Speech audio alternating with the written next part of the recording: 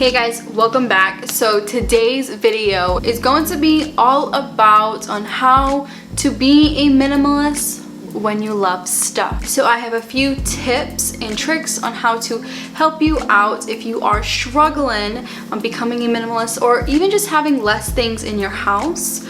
So I really hope this video helps you out, and without further ado, let's just get into the video. So think of it this way. Take 5 minutes of your day each day to get rid of 5 things. Say you do that for at least a year. 5 things that you do not really care about each day. And this is if you have a really a lot of stuff in your house or a lot of stuff that you really just need to get rid of. But if you do the math and if you take 5 minutes of each day and get rid of 5 things every day for a year, you will get rid of well over 1,000 items in your house. And when you get rid of things little by little, you don't really feel that urge that you oh my god, what did I do? I need that stuff back. Because you are getting rid of things but on a slower pace, so your mind can't really keep up with what's going on. Or not your mind, more of you feeling guilty, I should say. So just think of it this way. If you can try out this little trick, 5 minutes of each day, get rid of 5 things every day or every other day, you will be golden at the end of the year. You will look around your house eventually and notice a sense of clarity. You will definitely feel like you accomplished something, and that is a slower process to become a minimalist. Again, everyone's process is different. You do not have to declutter your house within a day. Do not feel like you are in the biggest rush of your life in order to keep up with the minimalist people on YouTube or the beautiful minimalist pics on Pinterest or Instagram. Just skip all that and just do what works best for you. Because at the end of the day, you're focusing on your house, not anybody else's. The next little tip that I have for you guys, if you do love stuff, is to always declutter things that you don't really care about first. This is what's going to make a huge dent, and this is what's going to make a difference in your mentality when you want to get rid of the things that you do love, because you've already seen the change and what decluttering actually does for your house and yourself. So you will feel kind of less stressed out when you start decluttering things that you love. I know it is extremely difficult, especially if you do love a lot of stuff or you have a lot of things around you, but just try this out. Try to go through a section in your house, like for instance, the bathroom. The bathroom is by far the easiest thing to clean and to declutter in the house.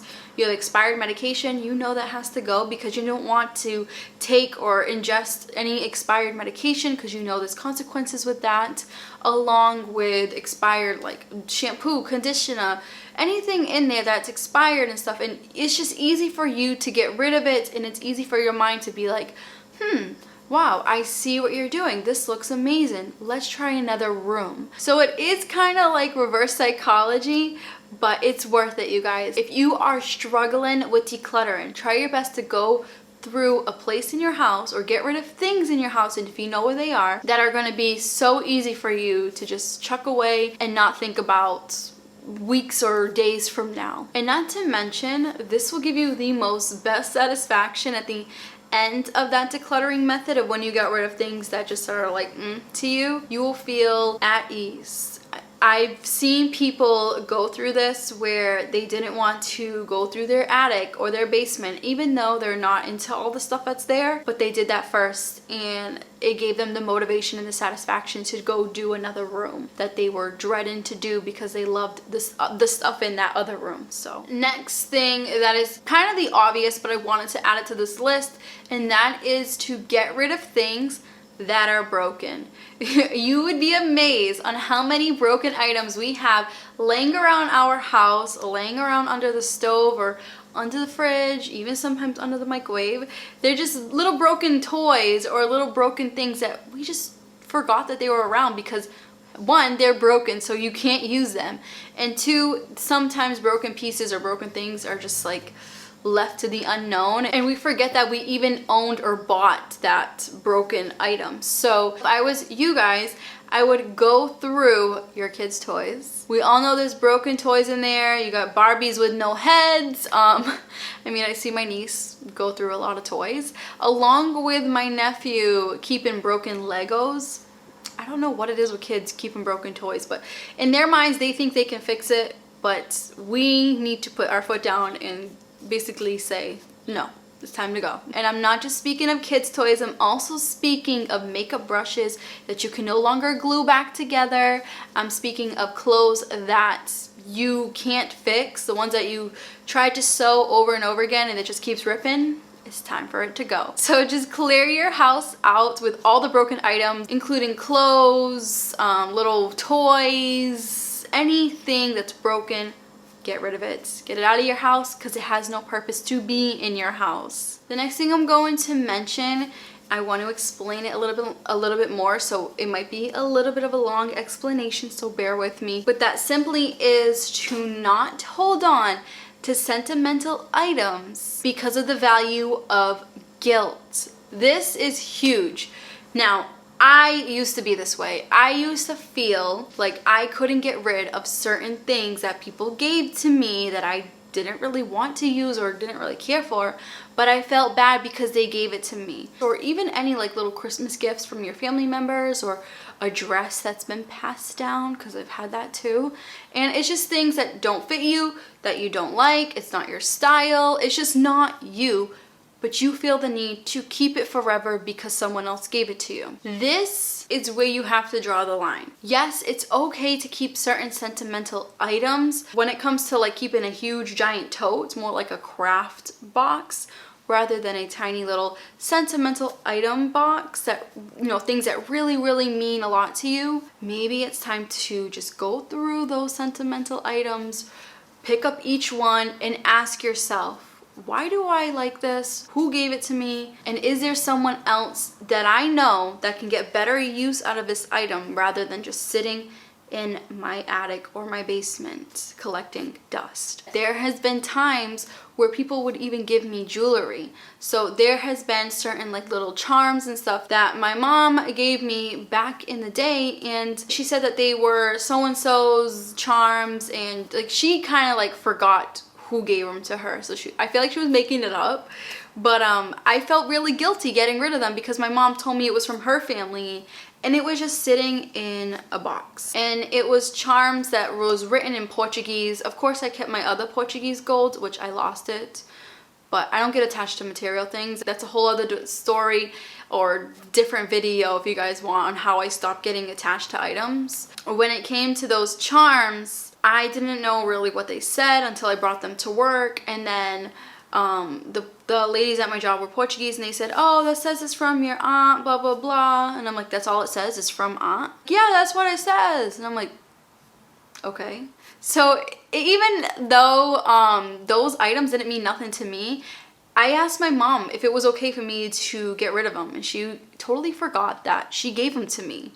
So obviously it didn't even mean much to her because she forgot that she gave me it. So what I ended up doing is I ended up bringing it to a pawn shop. I pawned it. I got $80, put the money in the bank. End of story. I don't know anybody that would want the Portuguese gold, so that's that. But anyways, what I'm trying to say is you do not have to feel the guilt trip of getting rid of sentimental items. If they do not mean a lot to you, maybe it's time to rethink that sentimental item, and maybe it is just a clutter item. So again, go through everything, including pictures. I've had so many duplicates.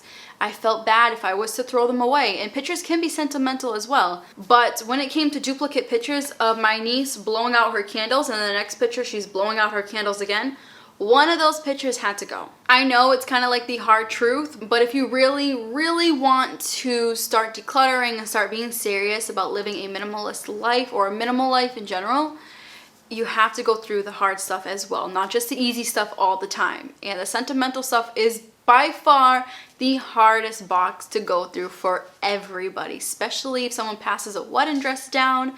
maybe try to get that wedding dress revamped into a shirt. I've seen that a lot on YouTube as well. Or whatever it is, try to make the sentimental items work for you if you do not want to get rid of them.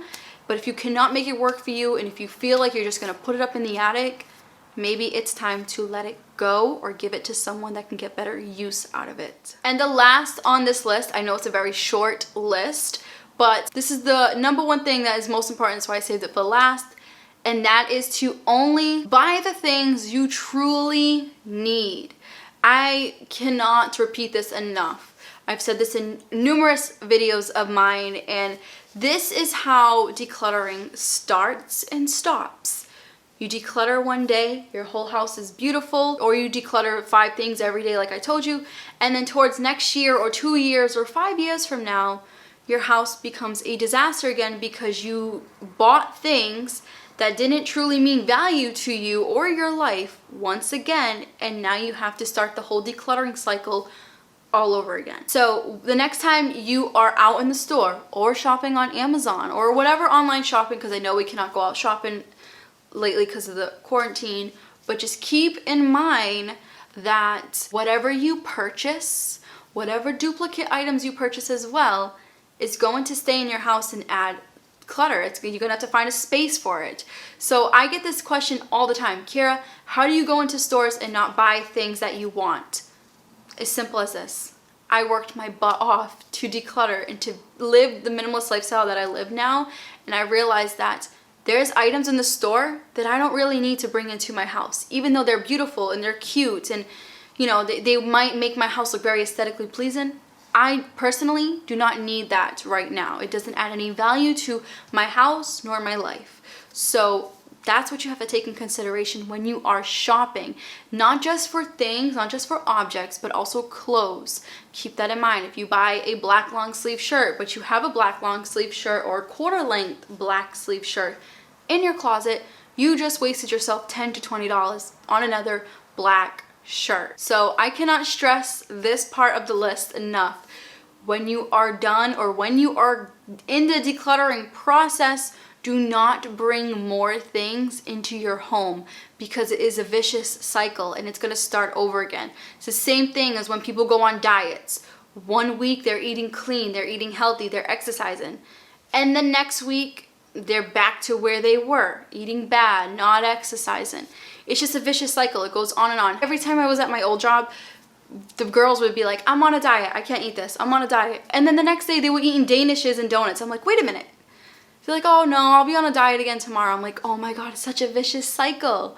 So that is the same thing when it comes to decluttering. You declutter today, but then tomorrow afternoon you go to Home Goods and buy what you just got rid of. That's not really how things work. It's not how things are going to work. So in order for things to work out for you, only purchase things and items and clothes and whatever you want to bring into your house, purchase it with a cautious mind. Anyways, I really hope this video helps you out. If you have any more questions or if you want me to do any more videos revolving around decluttering and how to nip it in the butt and get things done, let me know down below. I hope you enjoyed and I will catch you in the next video. Bye.